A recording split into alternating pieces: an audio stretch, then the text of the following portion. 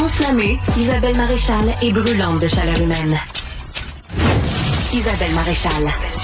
C'est la beauté des réseaux sociaux, c'est qu'on est au courant aujourd'hui en temps réel des enjeux que vivent d'autres citoyens comme nous, des hommes, des femmes. Et dans ce cas-ci, je suis depuis quelques semaines, quelques publications qu'a fait mon invitée Larissa Elena Petrec. C'est une jeune femme de 28 ans qui souffre d'endométriose.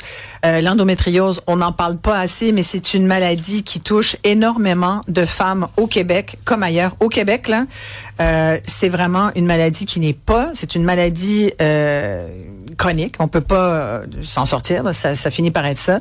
Ça touche la santé des femmes et comme bien d'autres enjeux de santé des femmes, ce n'est pas pris au sérieux. Ça compromet la fertilité, l'endométriose. Je vous fais ça simple. Hein. Alors, quand on a 28 ans, comme vous, Larissa, merci beaucoup d'être là. Ça fait plaisir. C'est sûr que quand on a des douleurs, quand on a nos règles depuis l'adolescence, qu'on sait qu'on a de l'endométriose à un niveau assez avancé, qu'on sait qu'on doit être opéré, mais que c'est 30 mois d'attente pour une chirurgie, on perd espoir. Moi, vous m'avez vraiment beaucoup touchée, interpellée avec vos publications. Vous avez vraiment lancé un appel à l'aide. Ben, c'est un peu ça que je voulais faire. Je voulais aussi montrer aux femmes qu'elles sont pas seules et aussi de dénoncer un peu la façon que le système est fait ici. Parce que c'est très difficile de se prendre en charge et même du moment que tu te fais prendre en charge, tu dois attendre des mois et des mois. Mais pendant ce temps-là, toi, ta situation, elle s'aggrave. Moi, ça fait des années que je sais que je fais au fond de moi de l'endométriose. J'ai vraiment tous les symptômes.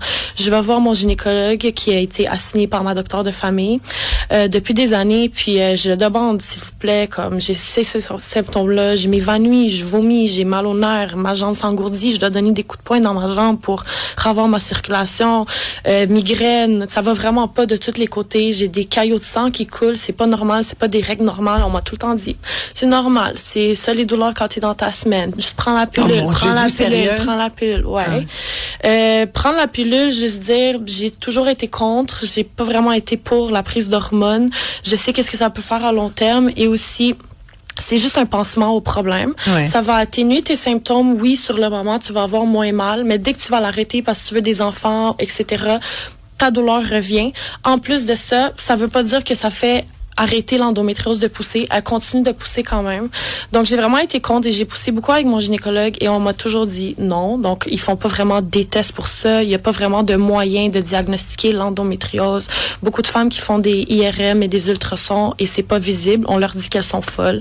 J'ai reçu beaucoup de messages. C'est incroyable de voir à quel point il y en a beaucoup qui se font juste minimiser leur douleur. Ouais. Se faire dire que c'est un trouble mental puis que c'est rendu psychologique puis que c'est dans leur tête de juste avoir mal comme ça, tandis que tu peux aller dans un autre pays où ils ont des techniques beaucoup plus avancées pour trouver l'endométriose. Ça s'appelle endomapping. Je peux l'expliquer un peu c'est quoi. C'est une technique qui a été découverte au Mexique, si je me trompe pas. C'est une combinaison d'IRM et d'ultrasons où ils rentrent à l'intérieur de toi. Tu dois être sur une diète quelques jours avant, liquide, etc. Et ils voient exactement ton endométriose et où. Tandis qu'ici, ils doivent vraiment rentrer avec une caméra à l'intérieur de toi et faire un peu à l'aveugle pour voir elle est où ton endométriose. Et ça, c'est quand tu as une prise en charge. Ça, c'est du moment que tu as une prise en charge. Votre dernière publication, là, je me suis dit, là, faut que j'y parle, ça n'a pas de bon sens, faut qu'on l'aide un peu. Vous disiez que vous aviez justement un médecin, mais qui est pas là, donc vous n'êtes pas en mesure de le voir, et il vous prend pas en charge.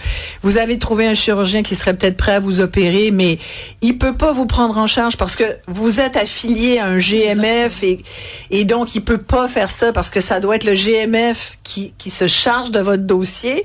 Ce qui me faisait dire, voyons, c'est la maison des fous, parce en attendant, vous avez ni l'un ni l'autre qui vous prend en charge. Donc, en gros, rapidement, qu'est-ce qui s'est passé? C'est après toutes les années que j'aille au gynécologue puis que je dise mes douleurs. L'urgence, souvent. Exactement.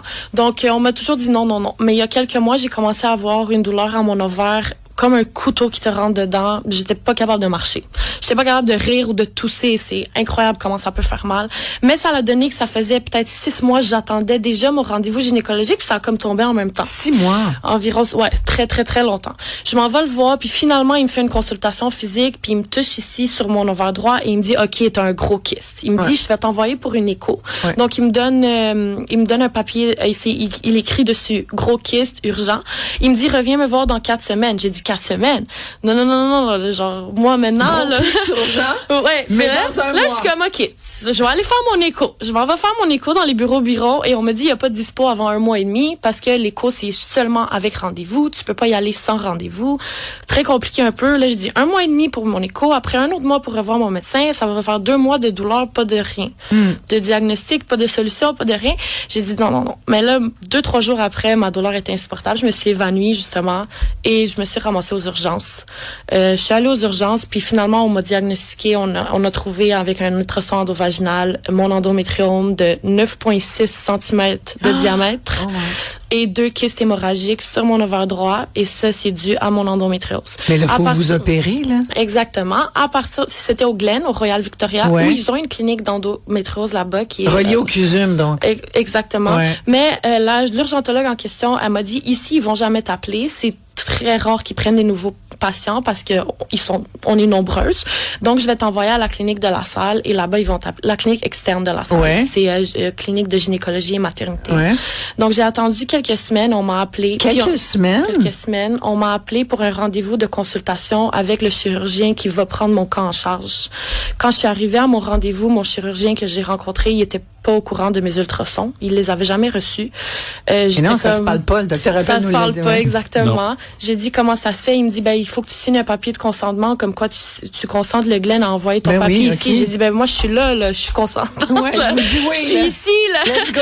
Donc, je comprenais pas trop. Fait que, j'ai dit, comment ça, tous les médecins ont accès au DSQ, tous les dossiers médicaux des patients sont supposés être dans le DSQ. Comment ça se fait qu'on est tous dans la même province avec les mêmes, on s'envoie de là à là, mais c'est vous comme avez une évidence, hein? C'est exactement. Comment ça se fait? Ouais. Donc là, j'ai dû retourner au Glen sur, by the way, j'ai des prescriptions de morphine. J'étais sur des 5 mg aux 4 heures pendant 1 mois. Maintenant, j'ai fait un autre épisode la semaine passée. J'étais aux urgences. On m'a seulement augmenté ma morphine en envoyée à la maison. 10 mg aux 6 heures. Des doses de dilodide intraveineux. Je suis sur morphine depuis très, très longtemps. J'essaie de la prendre le moins possible parce que j'ai pas envie ensuite avoir un problème d'addiction ou de dépendance. C'est comme ça qu'on gère la douleur au Québec. Exactement. Ça, j'ai vraiment l'impression qu'on va traiter les symptômes, mais on va pas chercher la cause. C'est vraiment ça ma conclusion. Et là, le chirurgien, je pense que vous en avez trouvé un. Mon chirurgien, exactement, lui, il m'a dit, je pars en vacances à la fin de juin, mais je vais essayer de faire mon possible pour t'opérer avant. Moi, j'étais comme, oh my God. Oui, on se croise les doigts. Ouais. Fin avril, début mai, je pense, mon rendez-vous. J'ai dit, OK, on croise les doigts, blablabla. Là, ça s'en vient long. Entre-temps, j'ai fait 2 épisodes où je me suis ramassée à 2 urgences différentes encore en ambulance, etc. Évanouissement, vomissement, ça allait vraiment pas bien. Encore des drogues, etc. Et dans le fond, j'ai fini par appeler Dans le fond, attends, désolé. La semaine passée, c'était à l'hôpital Juif. L'urgentologue qui m'a vu, il m'a dit, je vais t'envoyer ta requête ici, mais je peux pas te garantir qu'ils vont t'appeler. Parce qu'on peut pas laisser nos patients de côté quand toi, t'as déjà quelqu'un. Okay. Qui est comprenable. Je peux comprendre ça. C'est normal, en fait, tu sais. Mais moi, mon quelqu'un, j'ai dit, mon quelqu'un, il est pas là. Ouais. Parce que comment j'ai find out qu'il était pas là, mon urgentologue... Votre quelqu'un, ça va votre médecin à vous. C'est ça. L'urgentologue me dit, tu dois appeler à la salle pour leur dire qu'on t'a fait un 2e ultrason. Fait qu'1 mois plus tard, ton endométriome est augmenté à 10,9 cm. Donc, de 1,3 cm en 1 mois et 5 jours. Mon endométriome a augmenté. Ils m'ont dit, tu dois les laisser savoir que ta situation s'est aggravée. Ils vont te monter sur la liste d'attente. J'appelle la clinique de la salle. On me dit d'appeler le centre opératoire de la salle. J'appelle le centre opératoire de la salle. La fille me dit, non, il faut appeler la clinique, la salle. Là, je suis comme, non, on va parler à une chef d'équipe. On m'a transféré à la chef d'équipe. La chef d'équipe me dit, désolé, mon employé, elle t'a donné la mauvaise information, mais là, en ce moment, je regarde ton gynécologue qui t'est assigné à toi. Il n'est même pas ici disponible. Son calendrier est barré jusqu'à la fin de août. Donc, je me suis dit, waouh, 3-4 mois que dans le fond. Larissa, donc moi, mon problème en ce moment, c'est un peu le fait que... Olivier, ça tu content d'être un gars? Oui, mais je trouve ça terrible. Épouvantable. Et là-dedans, en plus, votre quotidien, moi, je suis curieux, c'est quoi le quotidien avec l'endométriose? Mon quotidien est très difficile. Je vais essayer de pas pleurer. C'est très difficile parce que, c'est ta qualité de vie... Non, excuse-moi, donne-moi du nom. Non, c'est sûr. C'est ta qualité de vie, c'est la façon que tu manges, c'est la façon que tu vas aux toilettes, littéralement. T'as pas le droit de relations sexuelles en attendant, t'as pas le droit... t'as pas le droit de faire un certain sport physique. J'annule des sorties avec des amis. Je vais pas travailler la moitié du temps.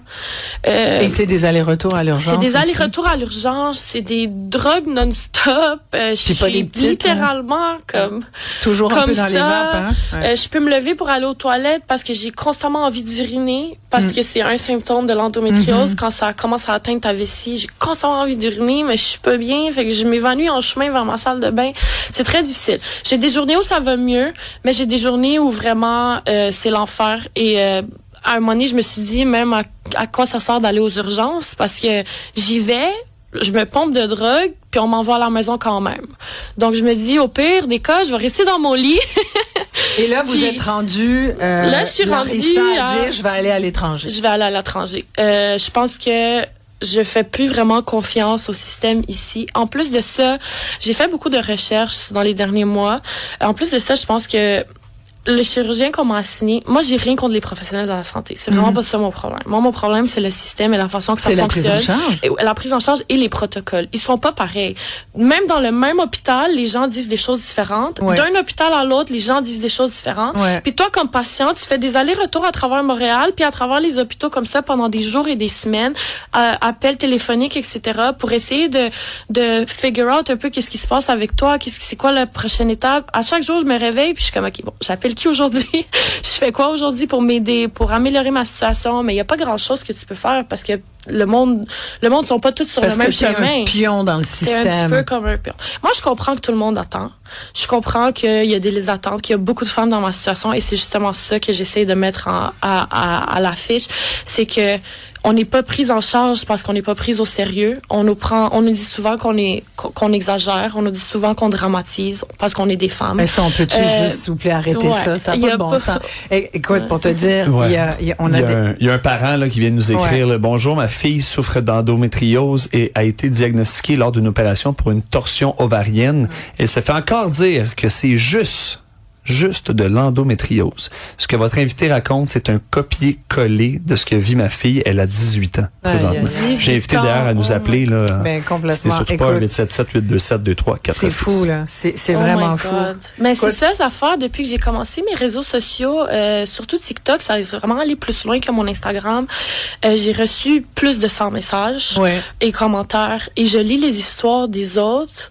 Et je réalise à quel point on est toutes dans les mêmes situations et encore pire, des jeunes de moins que 30 ans qui perdent déjà leur utérus et leur ovaire. Et pour le système, c'est correct, mais on veut des enfants, on veut un futur.